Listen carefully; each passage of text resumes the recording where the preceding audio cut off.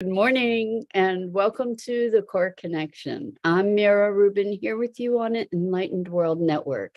And today's topic is seasons, the seasons of nature and the seasons of our lives, and cycles of death, rebirth, renewal, decay, all of those things. We get to talk about that today. Should be interesting.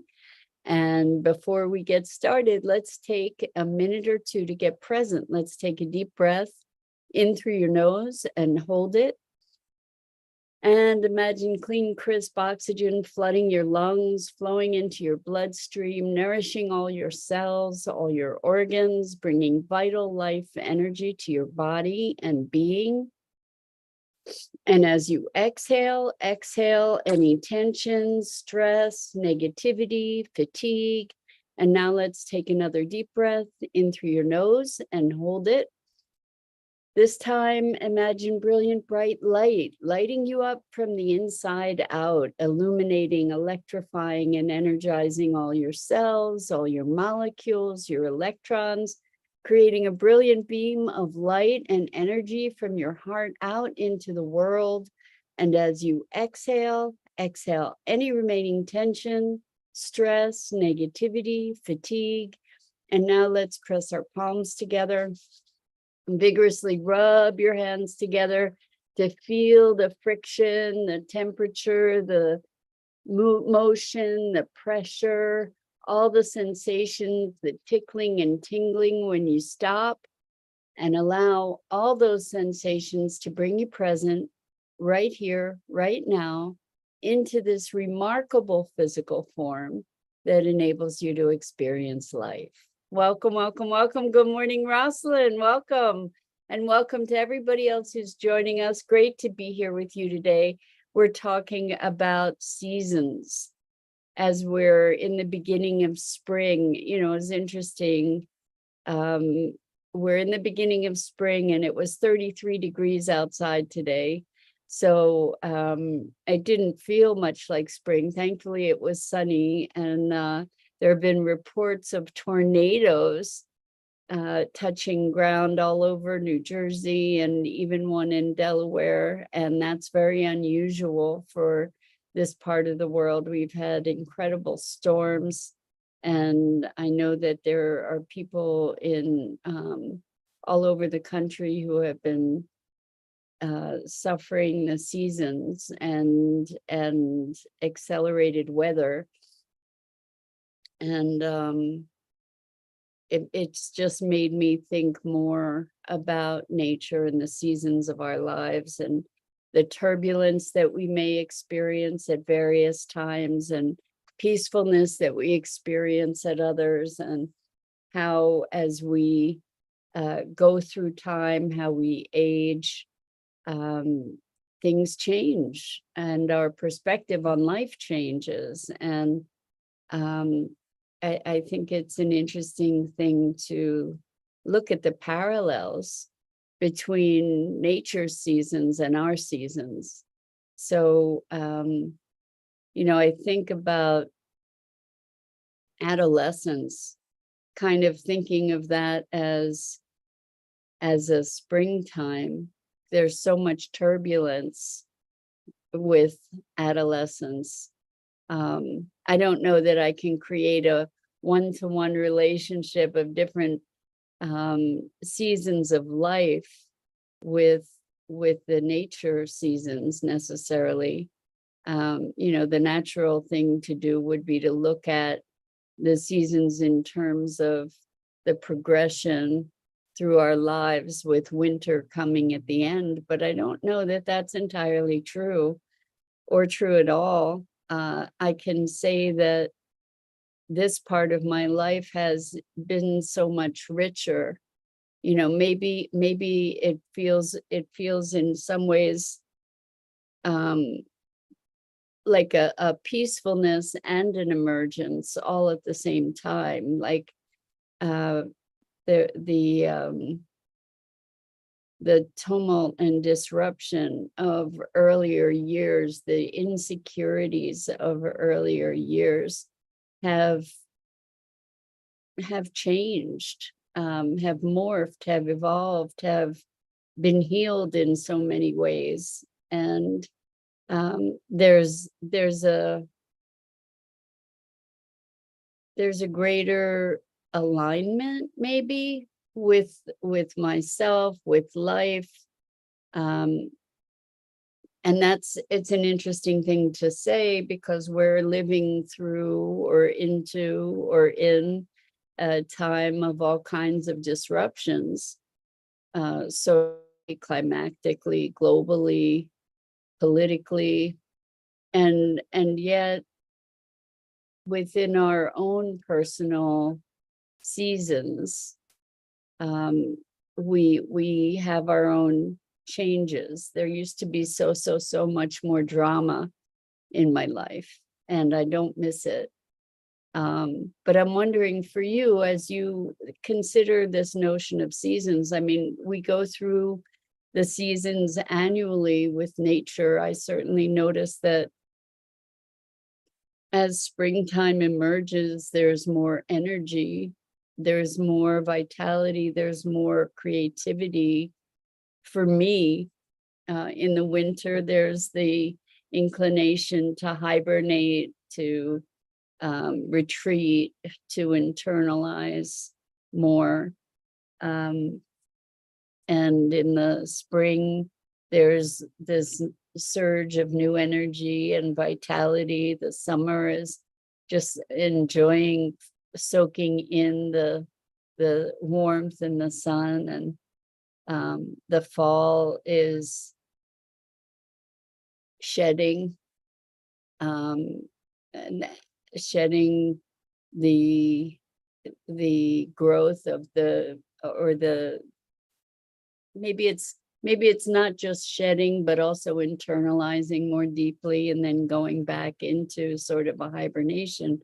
I wonder if these seasonal kinds of dynamics are something that you experience. I don't know that we necessarily bring these cycles to conscious awareness. I can say that typically I don't, although I adore spring for the emergence, and I adore summer for the warmth and the heat. And I love seeing the change in color and landscape in the fall, and the bleakness of winter. I have to say winter's not my favorite season, but it brings a level of introspection and reflection, perhaps, that the other seasons, that it's kind of unique to winter in its way, where there's this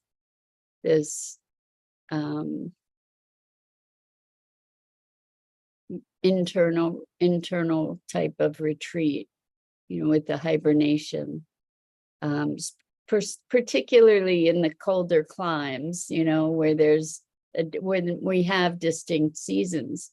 And so many of us live in places where we don't have distinct seasons. And I remember living in Florida in the winter and being on the beach and being just so grateful to be able to be in this place of warmth and sunshine in the midst of winter.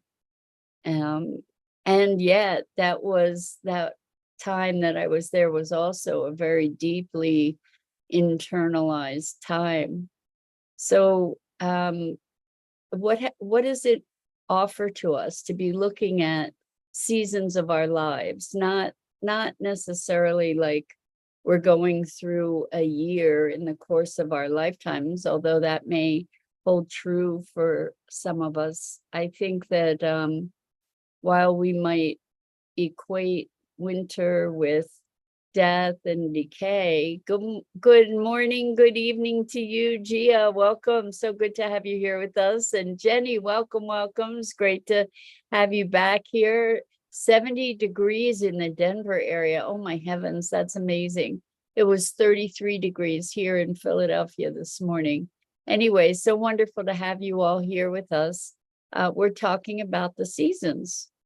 And so we're talking about the seasons of nature and the seasons in our lives. And we go through these annual cycles, but we also experience seasonality, so to speak, in the course of our lives, although it's not necessarily a one-to-one correlation with the kinds of seasons that we go through with nature, I guess. It's interesting to me that the energy of the seasons, like spring is this maybe somewhat chaotic emergence of vitality and life and newness. And I think we can experience that at any time in our lives. And maybe by invoking the energy of the seasons, we can revitalize ourselves in a conscious way, maybe to make use of the trend of nature to support us wherever we are in our own lives, in our own seasonality. So with the emergence of spring, there's an optimism that emerges. At least I'm present to that. I think I'm not alone in that. You know, as the days get longer, as there's more light, as nature comes alive again, as we see buds on the trees and flowers beginning to emerge. Jenny says, spring is my favorite time of the year. My daughter has a spring birthday. She turned 26 on Friday. Well, happy birthday to her and happy spring to all of us. There's an optimism to it. There's a hopefulness, right? With new life and all the colors and the green and the warming of the temperatures, and we can start to climb out of our winter caves where we might have been hunkered down and kind of in retreat from the world. And I think, you know, even in the course of a day or a week or a month, let alone a year or a lifetime, we have these cycles of energy, and they're all essential. When we look at the seasons as cycles of energy, we can see that there's an emergence of a springing forth of the new. There's the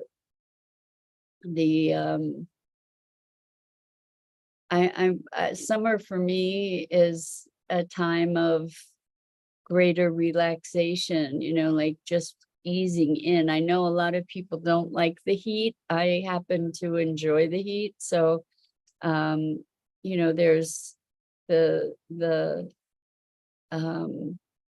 lizard sunning itself on a rock kind of thing, and just absorbing the energy of the sun and relishing that. It's sort of a vital resting rather than the kind of hibernation resting of winter.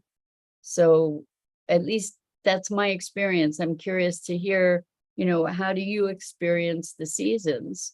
What is different for you throughout these seasons? So the basking in the sun kind of thing is what summer represents to me. And so Jenny's talking about my dog Gus is happy the grass is growing back. He's been seeking it all winter. I would venture to say that Gus is not alone in seeking the grass, you know, that the green of the springtime is something that is renewing for most of us, where, like I said, there's this optimism, this hopefulness about new life springing forth, and a confirmation that life goes on, that there's renewal. Gia says, Mira, which part of the world are you from? So I'm in the United States, and I'm in the Philadelphia area, and this is where I was born, and have lived probably most of my life. I've lived in this area, although I've lived in New England and Florida, and briefly in California. So I've had the experience of being in places where the seasons are not as pronounced, and in other places where the seasons are really, really dramatic. Like in New England, I remember we had 12 feet of snow once when I was there, and blizzard sort of conditions, and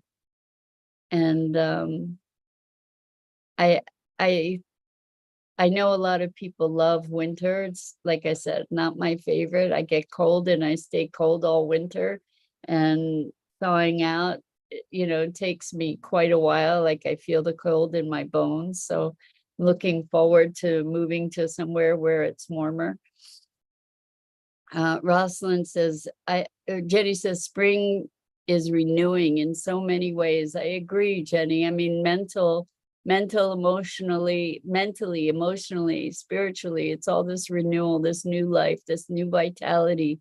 And I invite you to look at how we incorporate that into our lives, whether it's spring or not spring, that there are times when we have these surges of vital energy. Rosalind says, I look forward to the days leading to the maximum length of sunlight, warmer weather. I don't think I would do well in the snow. Maybe if I had a natural hot spring and an infrared sauna. Yeah, I'm with you. I mean, the cold, for me, there's this contraction that comes with the cold. And I don't think it's just me, but I know that there are lots and lots of people who really enjoy the winter sports, and the crispness of winter. I can appreciate the beauty of snow, and I appreciate it even more when it's far away from me.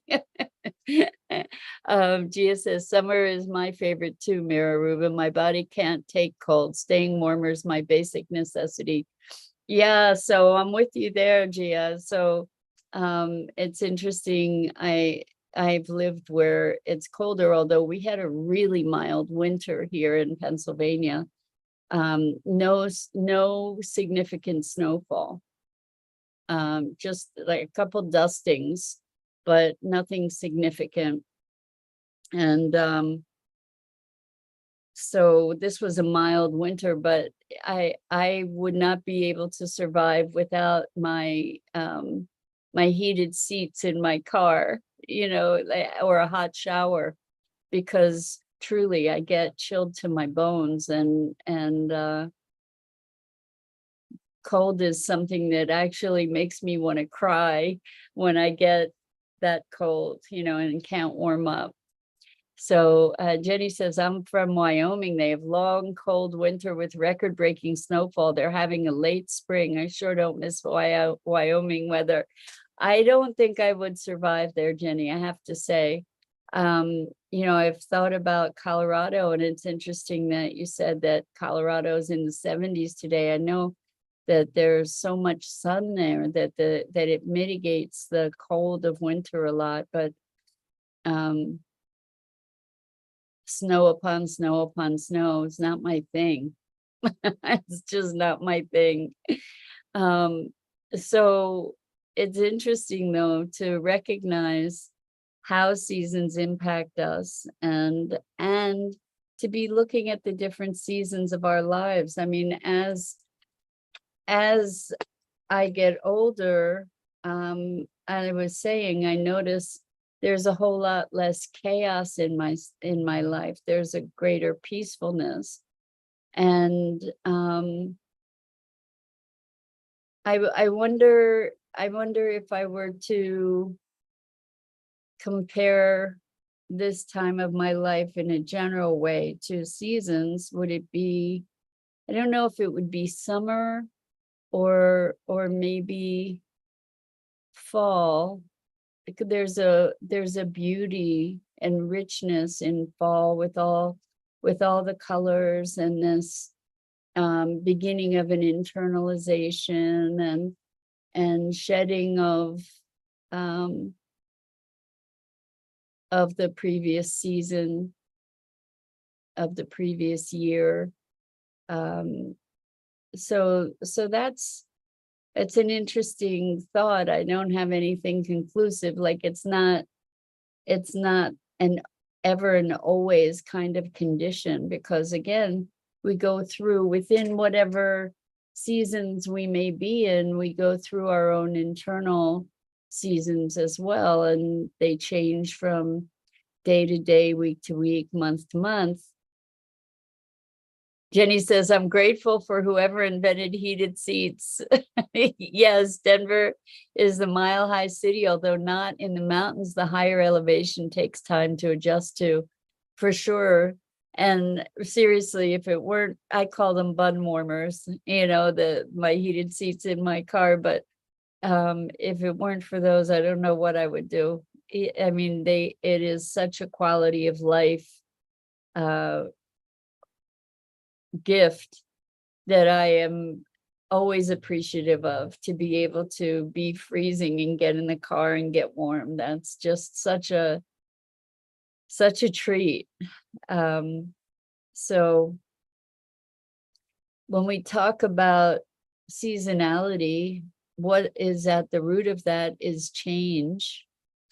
And it's interesting to be considering change in the context of cycles. That the cycles of the seasons bring about certain predictive change, and yet, as spring emerges each year, new life emerges. It's not the same patterns repeating, but the overall generalized pattern is something that is cyclical. So change within cycles is something that's interesting to consider also. Jenny says we're at the beginning of the Chinese New Year. So thank you for that. That's another cycle. When we start the new year, in its way, it's an arbitrary marker. And yet we can allow that to give us an impulse or impetus for a new cycle, right? We start the new year, so many of us, with resolutions and new commitments and starting a new beginning in the midst of winter, which is a really interesting thing. In the midst of a time that is a time of, typically, of retreat, hibernation, internalization. And so the new year, whether it's now or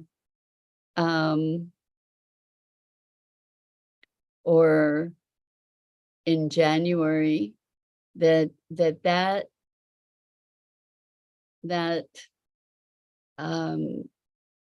somewhat artificially inspired emergence is also an interesting thing. Jenny says, oh my God, I had a mouse at my feet. That's an interesting thing, that the mouse would come out. I had some, I don't know if I still do, but I had a mouse that was very bold and would come out every night. I don't know what has become of it, if it's still around or not, but it would come into my office when I was in the office. It was really bizarre. I never had that with a mouse before. And so, we can we can look at signs and symbols. We're talking about seasons, and those are in their way. I guess they're not entirely created artificially, because they're in response to cycles of nature. But the experience of those seasons and the distinct experience of those seasons is a very interesting thing. And I wonder how much of it is